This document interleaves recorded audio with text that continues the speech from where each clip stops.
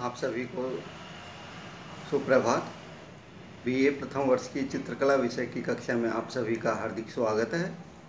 आज की कक्षा का जो अध्ययन विषय है वो है कला का महत्व।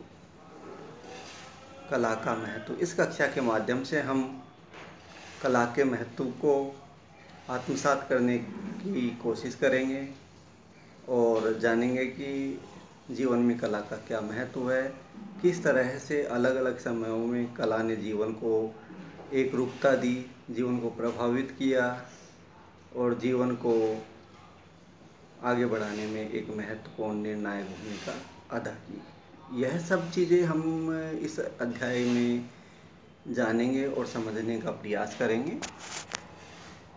तो हम आगे बढ़ते हैं विषय वस्तु की ओर। तो जैसा कि हम देखते हैं कि प्राचीन काल से लेकर आज तक कला सदैव मानव संस्कृति का अविभाजित अंग रही है। कला मानवीय अनुभूतियों का सजीव सृजन करती है और कला कार्य करने की वह शैली है जिससे हमें सुख व आनंद प्राप्त होता है। आधुनिक समय में जीवन का प्रत्येक जो अंग है वो कला है। वास्तव में कला मनुष्य जीवन का एक अभिन्न अंग बन चुकी है। इसे हम अपने जीवन से क्षण भर के लिए भी अलग नहीं कर सकते। अंग अंग में प्रत्येक पग पग पर कला की छवि हमें देखने को मिलती है। वर्तमान काल में तो उपयोगिता के आधार पर प्रथम स्थान कला को ही प्राप्त है। इस तरह से हम कह सकते हैं कि प्रागैतिहासिक काल या जहाँ से मानव जीवन की शुरुआत होती है वहाँ से लेकर आज तक कला अविरल रूप से बहती चली आ रही है और अपनी उपस्थिति दर्ज करवाती आ रही है। यह कला का एक जीवंत रूप है जो कला को अजर और अमर बनाता है। जैसा कि हम देखते हैं कि प्रागैतिहासिक काल में भी इसका क्षेत्र कम नहीं था। उस समय के लोगों में भी चित्र बनाने का बेहद शौक था। वो अपने हृदय की भावनाओं को कला के द्वारा ही प्रकट किया करते थे। उनके चित्र उनके सामाजिक जीवन के अछूते दर्पण हैं। इस काल में जो भी चित्र मिले उन पर आलेखन मिट्टी के बर्तनों या गुफाओं की शिलाओं पर या गुफाओं की दीवारों पर, छतों पर जो मिले चित्र वो सभी खड़ी, सीधी या आड़ी रेखाओं के सहारे अधिकांशतः देखने को मिल जाते हैं। जो जो समय आगे बढ़ता गया, मनुष्य जैसे जैसे सभ्य होता गया, उसी के साथ साथ कला ने भी अपनी उन्नति की। उद्योग के साथ साथ मुख्य रूप से निर्माण की योजना में मनुष्य विशेष रुचि रखता गया। इस समय तक सभी को भली भांति विदित हो गया था कि वस्तु में बिना कला का समावेश किए उसे सुंदर व आकर्षक नहीं बनाया जा सकता। अतः निर्माण के क्षेत्र में भी कोई वस्तु ऐसी नहीं मिलेगी जिसमें कलात्मकता ना हो। सुंदर आलेखनों में नगर योजना, भवन, महल, बांध इत्यादि बनाए जाने लगे। मनुष्य ने यह जाना कि स्वयं प्रकृति एक महान कलाकार है। ईश्वर के द्वारा बनाई हुई जो प्रकृति है वह एक कलात्मक ढंग से निर्मित है और उनका सभी का एक विशिष्ट क्रम है। जिस तरह से हम देखते हैं कि प्रकृति में हर रोज़ एक नया सूर्य उदय होता है और फिर वह शाम के समय अस्तांचल में चला जाता है। उसी तरह एक मौसम के बाद दूसरा मौसम आता है, नए पैदा होते जाते हैं और पुराने मरते जाते हैं। पुराने पेड़ों के बीजों से नए वृक्ष तैयार होते हैं। इसी प्रकार यह संसार नित्य परिवर्तनशील होते हुए वह सुंदर दिखाई पड़ता है। ईश्वर की बनाई हुई जो प्रकृति है, इसी यदि मनुष्य कुछ जो सीख है वो नहीं ले पाए तो उसे सभ्य कैसे कहा जा सकता है। इस तरह की एक है कि कला की जो परंपरा है वह गुफा चित्रों से निकल करके वास्तुकलाओं के आश्रय में पनपी मुख्यतः। तो वास्तुकला समस्त कलाओं की जननी माना गया। इसी निर्माण के युग के बाद एक नया वैज्ञानिक युग में आया। इस अधिक वैज्ञानिक युग में मानव ने ईश्वर को नकारना प्रारंभ कर दिया।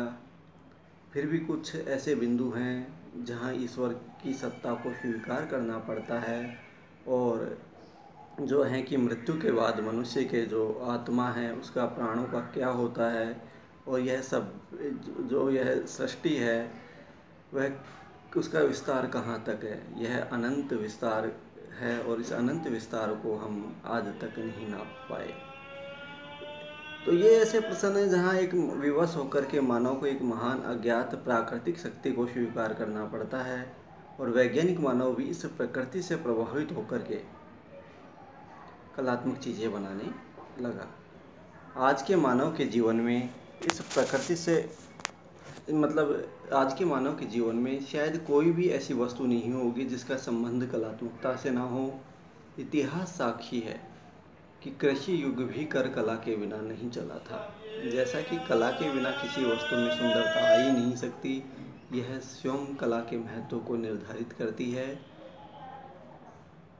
आधुनिक क्राफ्ट युग में तो बेकार से बेकार चीज़ों को सुंदर सजावटी बनाने का व उपयोगी बनाने का एक प्रचलन हो गया। क्राफ्ट युवा व कला का आपस में इतना घनिष्ठ संबंध है जैसे आत्मा व शरीर का। एक के बिना दूसरा रह नहीं सकता, एक के बिना दूसरा रह नहीं सकता। ये इतना जो घनिष्ठ संबंध है वो आज की प्रत्येक वस्तु के अंग अंग में कला को निर्धारित करता है। कला के अंग में प्रत्येक का जीवन फलता और फूलता है। साथ ही हम देखते हैं कि ग्रामीण जीवन में भी अपने स्तर पर कला का जो समावेश है वो पाया जाता है। अनपढ़ जो किसान हैं वो भी अपने जानवरों को सजाते हैं, संवारते हैं और ये सब चीज़ें करते हैं। इसके साथ ही ग्रामीण औरतें जो रंग बिरंगे कपड़े पहनती हैं, नए नए अलंकरण उनके जो शरीर पर होते हैं, उनके स्वच्छ घर जो लिपे पोते होते हैं, और उन पर भी अवसर के अनुसार जो चित्रकारी होती है, वह सब आम आदमी को कला से जोड़ती है और यह साबित करने का प्रयास करती है कि जीवन कला से किसी भी तरह से विलग नहीं है। कला अपनी उपस्थिति मानव के बाह्य व आंतरिक दोनों स्तरों पर दर्ज करवाती है, और कला मानव जीवन का अभिन्न अंग बन चुकी है। ये सब चीज़ें धीरे धीरे हम देखते हैं कि इस प्रकार हम मानते हैं कि हमें भली भांति एक ज्ञान हो जाता है कि कला का जीवन में कितना अधिक महत्व है। यह कला जो है मनुष्य को मनुष्य बनाए रखने में सहायक है। जिस तरह से पंच तत्व की आवश्यकता शरीर को अनिवार्य रूप से रहती है, उसी तरह से जीवन को जीवन बनाए रखने के लिए भी कला संजीवनी की तरह है। हम इसको यूँ कहें कि कला ही जीवन है तो अतिशयोक्ति नहीं होगी। और जिस तरह से सांस्कृतिक रूप से देखा जाए तो कला के बिना जीवन की कल्पना करना संभव नहीं है, यह असंभव है। और इसलिए कला हमें मानव जीवन को एक निर्णायकता देती है, एक भूमिका देती है।